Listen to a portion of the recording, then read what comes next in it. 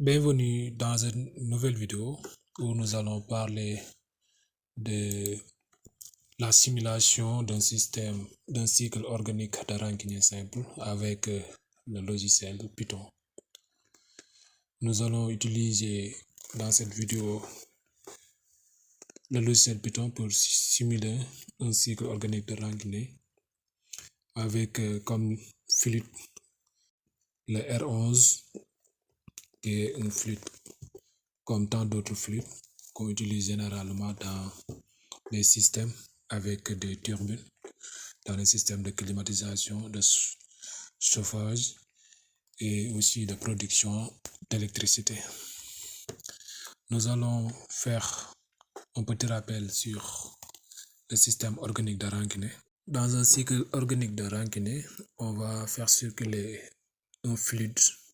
On a tout d'abord la pompe qui va pomper le fluide et arriver à l'évaporateur. On a une source de chaleur qui va sauver le fluide et à certaines températures, on aura la chaleur qui sort et qui va entrer dans la turbine et qui va faire fonctionner la turbine, et ce dernier va faire fonctionner un générateur pour produire de l'électricité. Après, le fluide qui sort de la turbine va être condensé avec un condensateur à une certaine température, et le liquide qui va sortir encore va repartir dans la pompe et on aura un cycle fermé. On a aussi les équations qui se passent dans le système. Tout d'abord, on a le pump work, c'est-à-dire la chaleur nécessaire pour faire fonctionner la pompe. On a aussi la quantité de chaleur à l'intérieur de l'évaporateur, et on peut aussi calculer la quantité de chaleur de la turbine. On peut ensuite calculer la quantité de chaleur au niveau de la condensateur, et enfin aussi on peut calculer l'efficacité de la turbine. Pour ce faire, comme je l'avais dit, on a utilisé le R11, le trichlorofluorométhane, qui est composé de 3 molécules de chlore et une molécule de fluor, qui est comme tant d'autres de fluides utilisés dans le fonctionnement des cycles thermodynamiques. Tout d'abord, on va utiliser la bibliothèque Coolprot. On va partir sur internet. Il faut taper Coolprot documentation pour avoir la liste des fluides. On va taper sur le premier lien Coolprot 6.4.3 documentation. Arrivé sur la page d'accueil de Coolprot, on va taper sur liste aux fluides et on a la liste de tous les fluides utilisés avec la bibliothèque Coolprot. Maintenant, on va chercher un fluide comme le R11 ici. On va voir toutes les propriétés des fluides R11. Et voilà toutes les propriétés des fluides R11. On a la formule chimique et on a aussi le triple point de température, c'est-à-dire le point critique. Et à cette température aussi, on peut avoir aussi la pression à cette température. Et en bas aussi, on a tous les diagrammes, le diagramme TS, et on peut aussi le télécharger comme PDF. On va le télécharger pour vous expliquer plus. Une fois le téléchargement fini, on va l'ouvrir. Voilà, en premier lieu, on a un diagramme de pression en fonction de la température. On a la température en fonction de la densité. On a aussi la pression en fonction de l'enthalpie. Et on a aussi la température en fonction de l'entropie qu'on va utiliser pour plus d'explications. Pour le cycle de Rankine, on va utiliser cette température. Dans cette schéma, on a la température en fonction de l'entropie. Maintenant, pour un cycle de Rankine, si on envoie une température vers la turbine et après on essaie de condenser avec une certaine température, on aura l'allure comme ça. Et le fonctionnement du système du cycle va donner cette courbe-là. On a ici le point 1, on a le point 2 ici au niveau de la condensateur, on a le point 3 et on a le point 4. Et on voit que la température à la sortie de l'évaporateur c'est égal à 160 degrés, qui est égal à ce qui équivaut à 433 degrés en Kelvin, comprise par 273. Et pour la condensateur aussi, on a une température de 25 degrés, ce qui équivaut à 298 Kelvin. Avec le logiciel CoolProt, on calcule avec Kelvin, pas en degrés.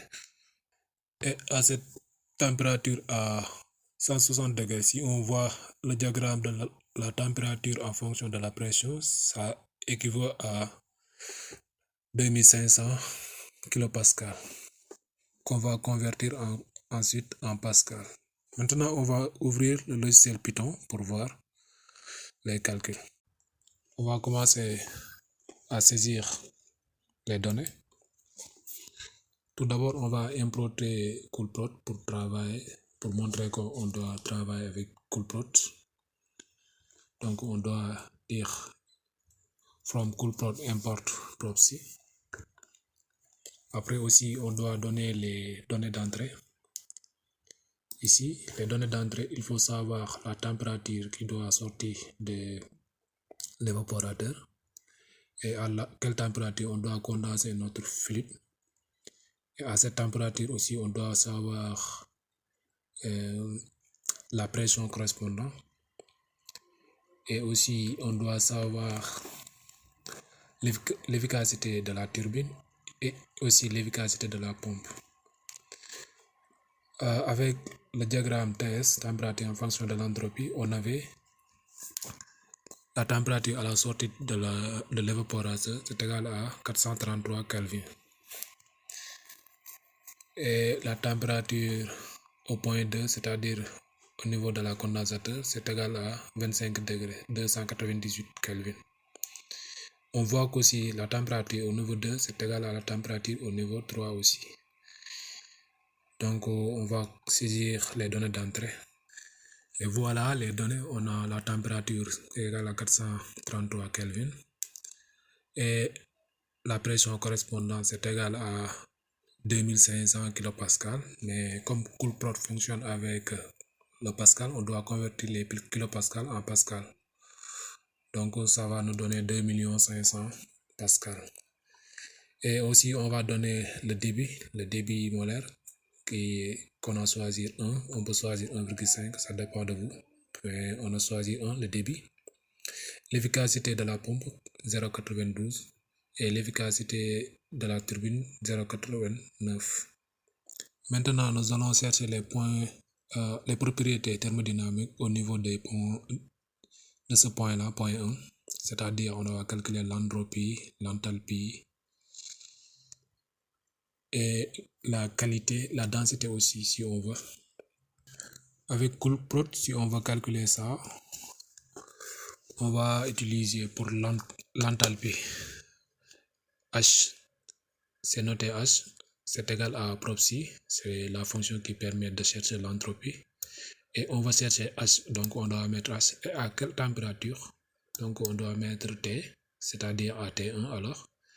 Et la qualité de la fluide, du fluide autant pour moi, la qualité du fluide c'est égal à 1, c'est-à-dire vapeur. Q c'est égal à 0 ou bien 1. Si c'est 1 c'est vapeur, si c'est 0 c'est liquide. Et on doit saisir aussi c'est quel fluide qu'on utilise. Ici, on utilise le R11. Donc, ça va nous donner l'enthalpie. Et pour l'entropie, c'est la même chose. L'entropie est notée S, on le cherche S, à quelle température T1. Et c'est vapeur, c'est 1, la qualité. Et c'est le R11. On peut aussi avoir la densité qui est en fonction de la température et de la qualité. Et ça sera en kg par mètre cube. Maintenant, on va passer au point 2. Ici, au point 2, c'est-à-dire au niveau de la condensateur, on doit couler à 25 degrés. On doit condenser à 25 degrés. Donc, on aura T2 qui est égal à 25 degrés. Et pour le faire, et on sait qu'aussi que l'entropie qui entre de la turbine, c'est la même entropie qui sort de la turbine. Donc on aura, pour la qualité du fluide, on calcule avec proxy, c'est égal à Q à T2, et aussi on a l'entropie. On peut le calculer en fonction de l'entropie. Après avoir Q, on peut calculer l'enthalpie et on l'amène avec le H et le T2 et en fonction de Q. Et pour le point 3, aussi, on sait que T2 aussi c'est égal à T3 comme on l'a montré ici. T2, la température au point 2, c'est la même chose que la température au point 3 d'après la figure.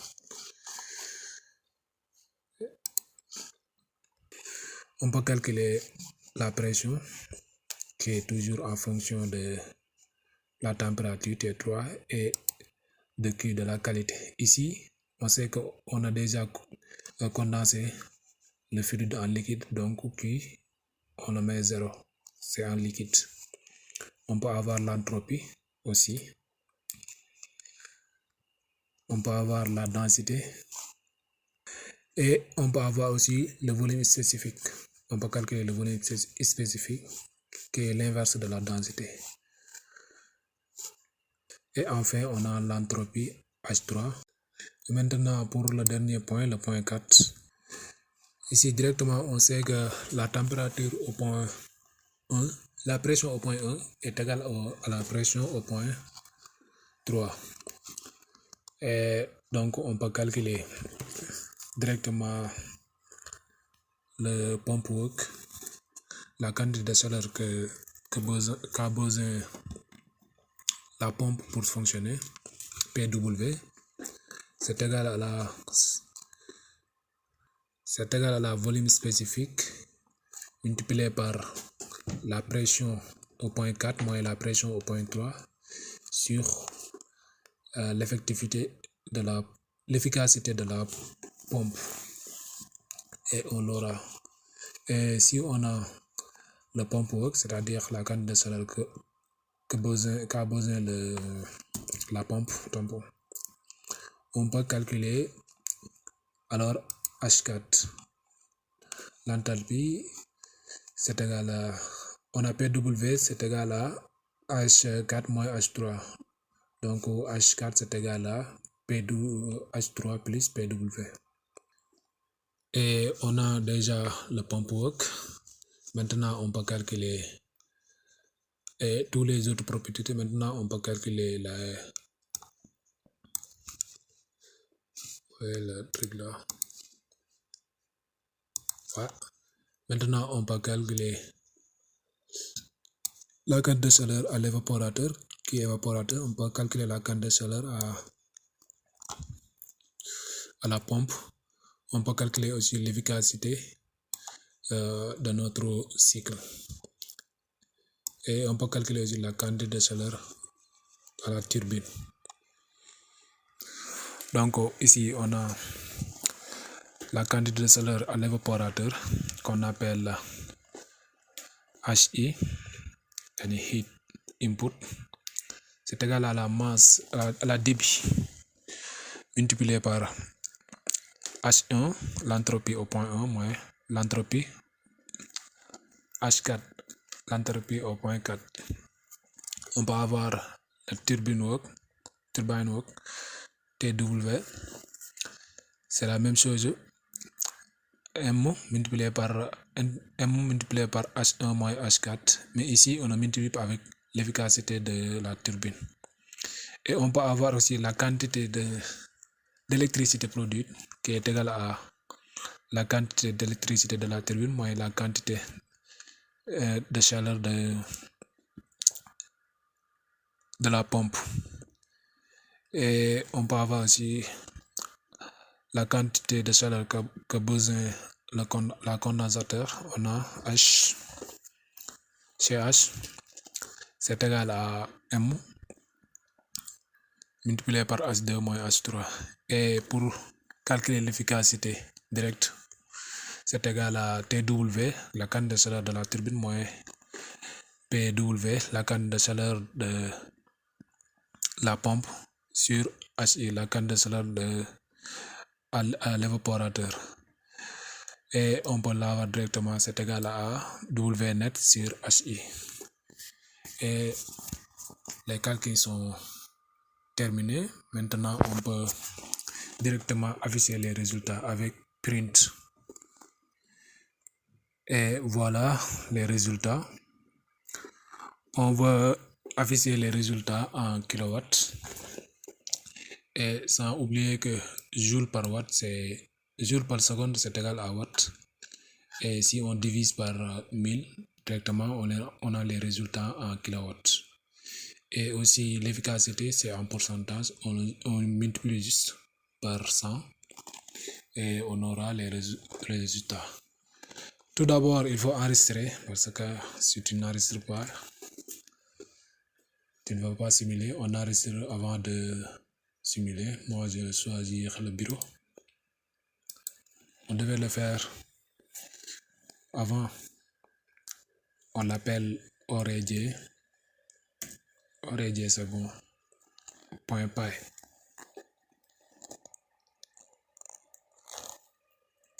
PY. Maintenant, tout est bon. On peut lancer les calculs. On va exécuter le programme. Et voilà, après les calculs, on a ici la quantité de chaleur au niveau de l'évaporateur qui est égale à 233,515 kW. La turbine work, la quantité de chaleur au niveau de la turbine, c'est égal à 52,930 kW. La pompe, c'est égal à 1,822 kW. Et l'électricité produite, c'est W net, c'est égal à 51,108 kW. La condensateur chaleur heat output, c'est-à-dire la quantité de chaleur au niveau de la condensateur, c'est égal à 177,804. Et l'efficacité, c'est égal à 21%. Et voilà la simulation d'un cycle organique de Rankine simple. Si vous aimez la vidéo, merci de liker et d'abonner à notre chaîne YouTube pour nous donner plus de motivation à faire plus de vidéos. Et merci beaucoup.